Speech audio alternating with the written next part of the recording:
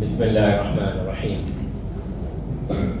ان اللہ یأمر بالعدل والإحسان وإیتاء ذی القربى وینہی عن الفحشاء والمنکر والبغی یعظکم لعلکم تذکرون۔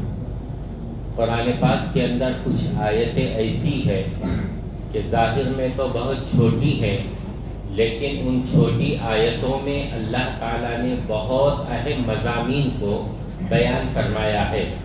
انہی آیتوں میں سے ایک آیت وہ ہے کہ جس کو جمعہ کے خطبے میں خطیب پڑھتے ہیں، جس کا ترجمہ یہ ہے ان اللہ یأمر بالعدل، اللہ تمہیں حکم دیتا ہے انصاف کرنے کا، یعنی ہر جگہ تم انصاف کرو، جب بھی موقع ملے نا انصافی مت کرنا کسی کے ساتھ، چاہے اپنی ذات کا معاملہ ہو یا کسی اور کا معاملہ ہو، ہر جگہ انصاف پہ قائم رہنا۔ ان اللہ یأمر بالعدل، تو پہلا حکم دیا کہ انصاف کرو، والاحسان، اور دوسرا حکم یہ دیا احسان کا معاملہ کرو، لوگوں کے ساتھ بھلائی کا معاملہ کرو، اچھائی کا معاملہ کرو۔ ان اللہ یأمر بالعدل والاحسان وایتاء ذی القربى، اور رشتہ داروں کو ان کے حقوق ادا کرو۔ تین باتوں کا حکم دیا ہے۔ پہلا حکم دیا انصاف کرنے کا، دوسرا حکم دیا احسان کرنے کا، اور تیسرا حکم دیا وایتاء ذی القربى، رشتہ داروں کو ان کے حقوق ادا کرو۔ بہت بڑا مسئلہ ہے آج ہمارا کہ کوئی کسی کا حق ادا کرنا نہیں چاہتا ہے۔ ہر آدمی اس فکر میں ہے کہ لوگ میرے حق کو سمجھے اور میرا حق وہ ادا کرے، لیکن یہ خود نہیں سوچتا ہے کہ اس کے ذمے لوگوں کے کتنے حقوق ہے، اس نے لوگوں کا کون کون سا ایسا حق ہے کہ جو ادا کرنا لازم ہے اور ضروری ہے۔ رشتہ داروں کے حقوق ادا کرنے کا حکم اللہ نے دیا ہے۔ ان باتوں پہ عمل کرنا جب ہم سے چھوٹ گیا تو اس کا نتیجہ یہ ہوا کہ سارے رشتے خراب ہوئے، خون کے رشتے ایک دوسرے کے خلاف عدالتوں کے اندر، کورٹ کچہری کے اندر لگے ہوئے ہیں، اور ہر شخص یہ سمجھتا ہے کہ وہ حق پہ ہے اور وہ صحیح ہے اور سامنے والے نے میرا حق دینا چاہیے۔ قرآن نے کہا انصاف سے کام لو اور تمہارے ذمے لوگوں کے جو حقوق بنتے ہیں ان حقوق کو ادا کرو۔ جب معاشرے کے اندر انصاف قائم ہوگا، جب معاشرے کے اندر احسان کا جذبہ پیدا ہوگا، اور جب معاشرے کے اندر رشتہ داروں کے حقوق ادا کیے جائیں گے تو وہ معاشرہ کتنا صالح بنے گا، کتنا خوبصورت بنے گا۔ آج افسوس کے ساتھ کہنا پڑتا ہے امت کے اندر عبادتوں کے تو رنگ نظر آتے ہیں، نماز روزے کی تو کیفیت دکھتی ہے، لیکن جب معاملہ آتا ہے معاشرت کا، جب معاملہ آتا ہے انصاف پہ قائم رہنے کا، جب معاملہ آتا ہے رشتہ داروں کے حقوق ادا کرنے کا، تو پتہ چلتا ہے اکثریت اس کے اندر ناکام ہے۔ عبادتیں تو آ گئی لیکن معاملات، معاشرت اور لوگوں کے حقوق کا دور دور تک کوئی ٹھکانہ نہیں ہے۔ تو اللہ نے تین چیزوں کا حکم دیا، انصاف کرنے کا، احسان کرنے کا، اور رشتہ داروں کے حقوق کو ادا کرنے کا۔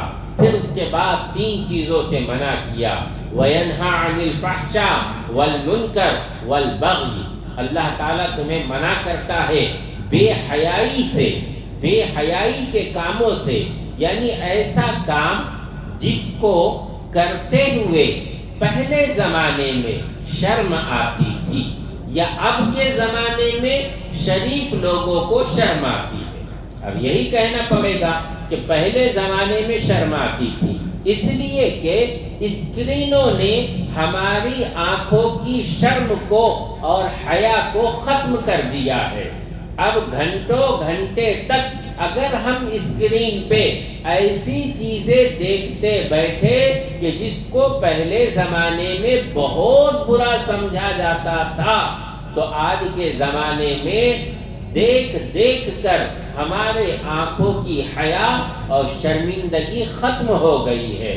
اسی کا نتیجہ یہ ہے بے حیائی دیکھنے کے بعد احساس تک نہیں ہوتا، اور جہاں تک بات استغفر اللہ کہنے کی ہے، وہ تو ایک فارمیلٹیز ہے کہ سب کچھ دیکھ کے فارغ ہونے کے بعد استغفر اللہ پڑھا جاتا ہے، اور ساتھ میں شکوہ بھی کیا جاتا ہے کتنا برا زمانہ آیا، یعنی کتنا برا زمانہ آیا۔ یہ زمانے میں کون ہے؟ ہم ہی ہیں کہ جنہوں نے معاشرے کو بے حیائی کی طرف جانے دیا اور معاشرے کی فکر نہیں کی۔ تو اللہ نے منع کیا، وَيَنْهَا عَنِ الْفَحْشَاءِ، اللہ منع کرتا ہے تمہیں بے حیائی کے کاموں سے، ہر وہ کام کہ جس سے شرم محسوس کرے، شریف انسان جس سے شرما جائے، اس کام سے اللہ نے منع کیا۔ وَيَنْهَا عَنِ الْفَحْشَاءِ وَالْمُنْكَرِ، بدی سے، برائی سے، اور وَالْبَغْيِ، اللہ کی نافرمانی کرنے سے۔ تین کاموں کے کرنے کا حکم دیا، تین کاموں سے منع کیا۔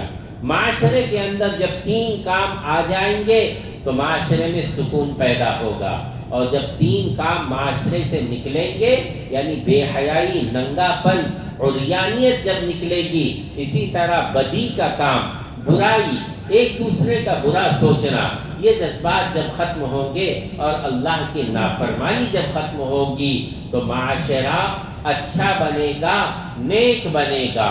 اسی لیے خطبہ دینے والا ہر جمعہ کو یہ آیت پڑھتا ہے، جتنے لوگ جمع ہیں ان کو سمجھا کے کہتا ہے کہ تین چیزیں لاؤ اور تین چیزیں معاشرے سے نکالو، معاشرہ سدھرے گا۔ پھر اگلی جمعہ کو ہم جمع ہوتے ہیں تو خطیب یہ کہتا ہے پچھلی جمعہ کو سمجھایا تھا لیکن تم نہیں سدھرے، اب پھر سنو، تین چیزیں کرو، تین چیزوں سے اپنے آپ کو بچاؤ۔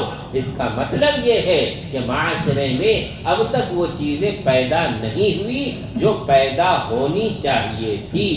14ویں پارے کے آخر میں اللہ تعالیٰ نے کہا ادعو الی سبیل ربک بالحکمۃ والموعظۃ الحسنہ وجادلہم باللتی ہی احسن، اللہ کے راستے کی طرف لوگوں کو بلاؤ، لیکن کیسا بلاؤ؟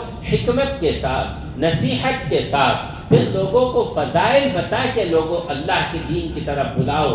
وجادلہم باللتی ہی احسن، اور اگر کبھی موقع آئے دلیل دینے کا تو پکی دلیل دو، اچھی دلیل دو، مضبوط دلیل دو۔ آج ہمارے سامنے دو کام ہیں، ایک تو یہ ہے امت کو دین اور اعمال کی طرف بلانا، اور دوسرا یہ ہے امت کے اعمال اور دین کی حفاظت کرنا۔ دو الگ الگ کام ہیں۔ بلانے کو تو کوئی بھی بلا سکتا ہے، لیکن امت کے اعمال کی حفاظت وہی لوگ کر سکتے ہیں جن کے پاس پختہ علم ہے۔ تو دو کام کرنے پڑیں گے، ایک تو یہ ہے امت کو ایمان اور اعمال کی طرف بلانا پڑے گا، اور جو لوگ ایمان اور اعمال کی طرف ہیں ان کے ایمان اور اعمال کی حفاظت کرنی پڑے گی، ہر فتنے سے، ہر باطل سے، ہر اس ملاوٹ سے کہ جو دین کے اندر لوگوں نے، جماعتوں نے، تنظیموں نے، افراد نے، سازشی ٹولوں نے دین کے نام پہ دین کے اندر ملائی ہے۔ دونوں کام کرنے پڑیں گے۔ سورہ بنی اسرائیل کی ابتدا میں اللہ تعالیٰ نے اس پاکیزہ علاقے کا تذکرہ کیا ہے، ارض شام کا، کہ جس کے آس پاس اللہ نے برکتیں نازل فرمائی ہے، انبیاء کا مدفن ہے، 70,000 انبیاء اس علاقے کے اندر دفن ہے، اور اس علاقے کے ذکر کے ساتھ اللہ نے معراج کا واقعہ بیان فرمایا ہے۔ وہ علاقہ جس کو شام کہا جاتا ہے، ارض مقدس کہا جاتا ہے، سیریا کہا جاتا ہے، وہ تو اب موجودہ زمانے میں 3-4 ملکوں کے اندر تقسیم ہو گیا ہے۔ وہ علاقہ ایسا ہے جو ہر زمانے میں اللہ کی نگاہوں میں برکتوں کا مرکز ہے۔ اللہ کے فیصلے اس علاقے پہ نازل ہوتے ہیں، وہاں چین اور سکون ہے تو عالم میں چین اور سکون ہوگا، اور اگر وہاں چین سکون نہ رہا تو عالم کا چین سکون برباد ہوگا۔ ظالم پھر دوبارہ اپنے لاؤ لشکر کے ساتھ اس علاقے کے امن اور سکون کو برباد کرنے کے لیے آ چکا ہے۔ اللہ ہی سے عافیت کی دعا کرنی چاہیے، اللہ ایسے ظالموں سے امت کی حفاظت فرمائے۔ اللہ تعالیٰ سمجھے۔